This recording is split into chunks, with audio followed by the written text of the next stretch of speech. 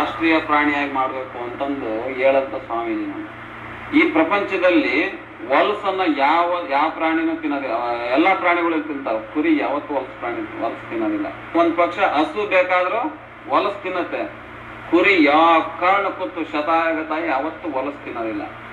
ಒಂದು ಕುರಿ ಈ ಪ್ರಪಂಚದಲ್ಲಿ ಎಲ್ಲಾ ಪ್ರಾಣಿಗಳು ಎಲ್ಲಾ ಗಿಡಮೂಲಿಕೆಗಳನ್ನ ತಿಂತವೆ, ವಿಷವಾದಂತ ಗಿಡವನ್ನ ಯಾರು ತಿನ್ನೋದಿಲ್ಲ. ಆದ್ರೆ ಒಂದು ವಿಷಕಾರಿಯಾಗಿರ್ತಕ್ಕಂಥ ಗಿಡ ಎಕ್ಕೆ ಗಿಡ ಇದೆ. ಎಕ್ಕೆ ಗಿಡ ಈ ಪ್ರಪಂಚದಲ್ಲಿ ಭೂಮಿ ಮೇಲೆ ಆ ಎಕ್ಕೆ ಗಿಡ ತಿನ್ನುವಂಥದ್ದು ಯಾವ್ದಾದ್ರು ಇತ್ತಂದ್ರೆ ಅದು ಕುರಿ.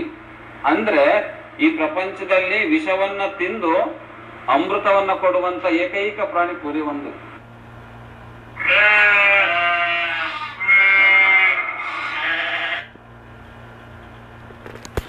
ಗೋಹತ್ಯೆ ನಿಷೇಧ ಮಾಡುವವರು ಈ ವಿಷಯವನ್ನು ತಿಳಿಯಲಿ, ನೋಡಿ ಚೆನ್ನಾಗಿ.